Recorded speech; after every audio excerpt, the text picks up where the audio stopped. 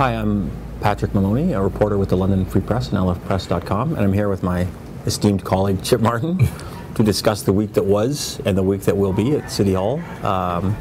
Chip, Dale Henderson apologized for offending anyone with his, particularly John Fleming, with some maybe off-the-cuff remarks about the vindictive nature of the planning department, and threw the engineering department in there too.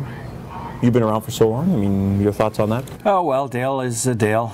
Dale tends to shoot from the lip, and I think we will see some more examples of this before we're done.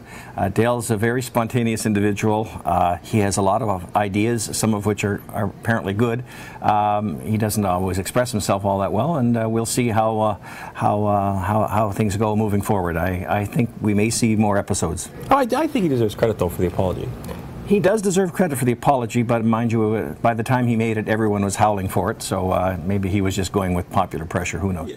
I talked to one person whose sort of observations I always enjoy, and he said that he thought it to be a narrow apology. That is to say, he apologized if you were offended. He didn't apologize that he said it, and I thought, that's a bit cynical. When you add an if to an apology, it's not a fulsome apology. If you were offended by what I say, I apologize, is not nearly as effective as saying, I unreservedly apologize for what I said. That would be a full apology. So you'd agree with that this observation that it was sort of a narrow apology? It was very narrow and conditional, I think.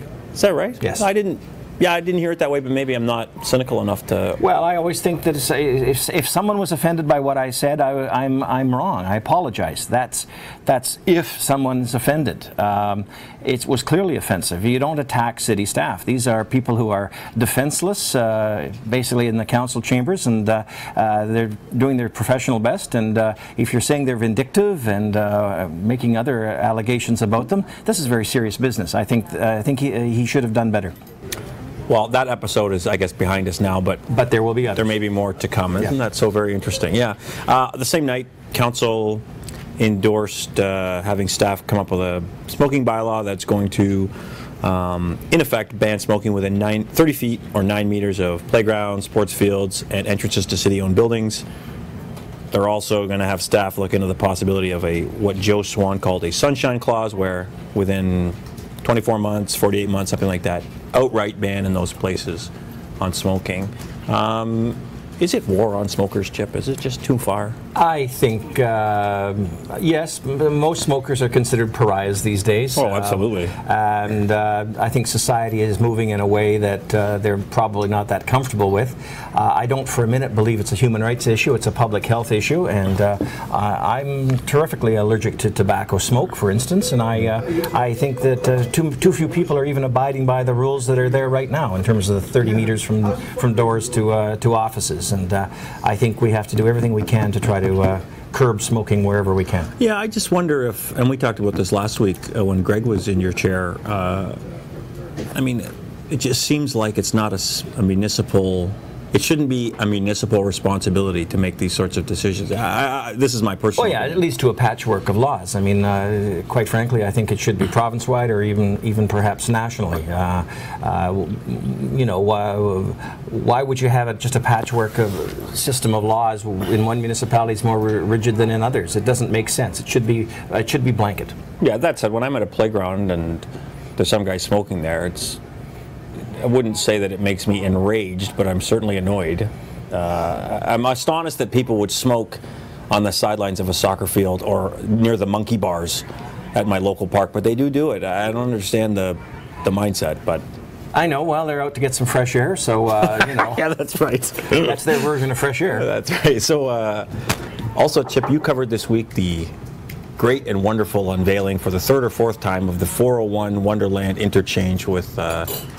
the mayor and Liberal MPP Chris Bentley. I first wrote about that, the original announcement. You broke all the news about it. Well, I don't know about that, but I first wrote about it in May of 2011, and this is the third or fourth time that we've had this thing re-announced. Interestingly enough, even though it's been announced for so long, the city still hasn't earmarked money for their share of the road and approach and overpass work. Now the total tab is $25 million.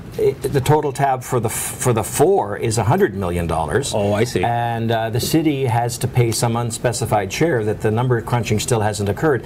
Plus, the province is putting in 25? Plus, no, the total amount is $100 million the province is putting in. We haven't determined how much the city's putting in. But in addition to that, there's still the question of servicing the lands that are along there to make them attractive to industry, and we're hearing estimates of anywhere up to $300 million for that. I have some difficulty getting my mind around the fact that 4 times this thing's been announced, there's still no money allocated or set aside or even an estimate that the city's come up with in terms of what they need for the interchanges, but we still have the problem of $300 million to service it, and we have a council that's made a target of 0% in terms of tax increase. I can see serious debt coming if that's the only way you can reconcile those two things. And I mean, further to that point, these questions that are raised, I spoke with a PhD in politics who was sort of an council observer here, and my much maligned story about growth, maligned by you anyway, not by the editors who put it on the front page, was about Wait, was that a scoop? It was. It was documents obtained by the Free Press. It was saved by nice graphics. Yeah, but anyway, the downtown growth, 4.5 times. Downtown is growing 4.5 times faster than the rest of the city. Right. City growth is terribly bad. This is a sign of life. His observation was the same day that we highlight this downtown growth, we've got our mayor at the 401 saying, now, when we get provincial money, this is where we need to focus.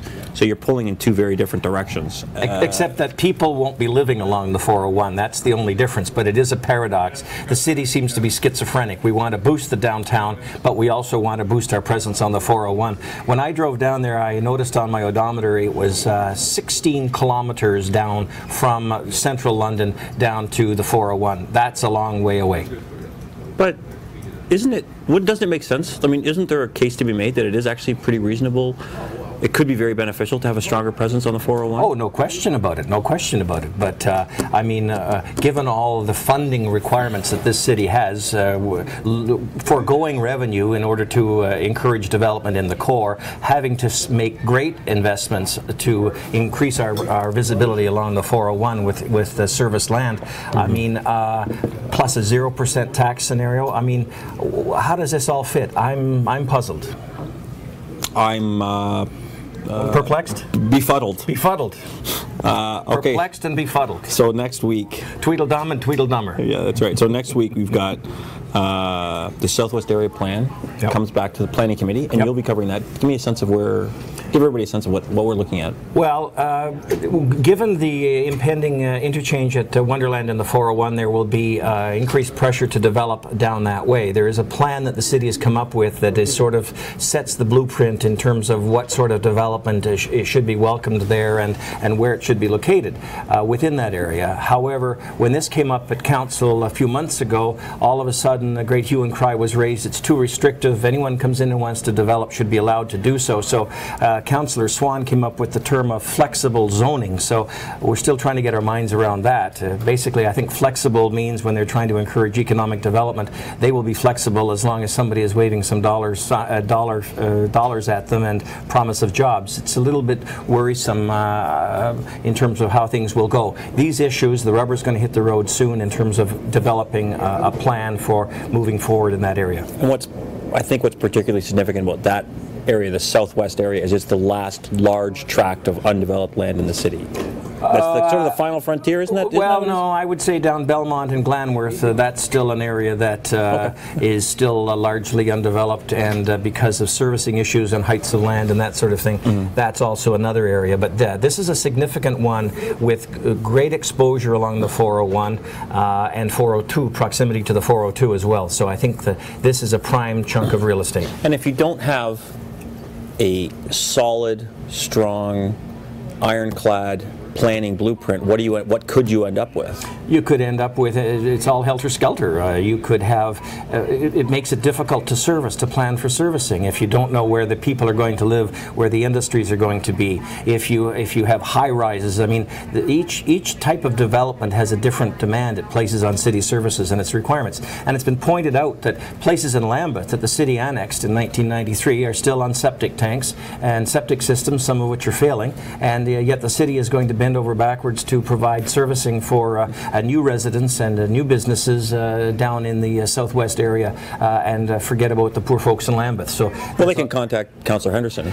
Councillor Henderson, yes, they could contact Councillor Henderson. He's their councillor. And another big item that's up on Monday night. No, it's not Monday night, because this is such a big issue that I think planning is having a separate meeting on the methadone clinic on Warncliffe Road. Which you have written about extensively. What are you expecting there, Patrick? If I can interview you for a minute? A public meeting on it. And so this is it's beside the Dairy Queen. It's like it's a former Burger King, and it's now a car club, and they're selling it to the Ontario Addiction Treatment Centers, which is a chain of methadone clinics across the province. And they have not, in my mind, answered a lot of questions, particularly volume. How many patients will you be treating there on a daily and on a weekly basis? Because that is when you start getting into the issues of what planning refers to as land use conflict. So you've got a business, you've got a school, you've got a neighborhood, and then you have all sorts of people hanging around at the methadone clinic who might make some residents and some business owners uncomfortable, rightly or not. And I understand, I think a lot of the fear is born out of a little bit of a misunderstanding of what methadone clinics do. A lot of people who go to methadone clinics are recovered drug addicts. 50% of the people who go to the place on Dundas near Beale are in fact employed full-time.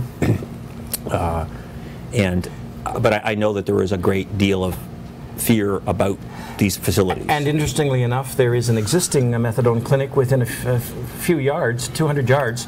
There's two. There's two. There's a dispensary at a pharmacy and another one 2 doors north, a doctor's office, and I had actually lived in the same area as that Warncliffe one, and but people may not be and aware. I lived in that neighborhood, I had no idea it was there. So, and again, that's all about volume. It's a low volume, doesn't cause any problem. So that's the question that needs to be asked. Now the OATC, who are the applicants, they're not so interested so far in answering these questions. Now if I was a resident, I'd be pretty ticked off about that, and I'm assuming that they're going to be there to answer some of these very pertinent questions. How many people are you going to be servicing, or clients are you going to be serving? What are your hours of operations? What guarantees can you make to us that you're going to ensure there's no loitering going on in that? All that being said, I do think there's an overreaction in that neighborhood. If there's an overreaction in that neighborhood, it's not born out of people who are mean-spirited or vicious or cruel. It's ignorance. Well, yeah, ignorance is a little bit of a harsh word, but yes, by the definition of ignorance, it is. Maybe they don't fully understand what it's all about. Yeah. But then again, what are they worried about? They're worried about their property values. That's your single biggest investment. I can understand that. And when's that meeting again? It's Wednesday. I think it's at 7 p.m. Wednesday. At City Hall? It's at Centennial Hall. At Centennial Hall. Okay. Yeah, so there'll be a big turnout, and public will get their say. I presume OATC will get their say, and then the planning committee will make their recommendation. And I don't really see any reason to not allow it. That site appears to fit all the criteria laid out in the zoning, the zoning rules that were set about where methadone clinics can be allowed in the city.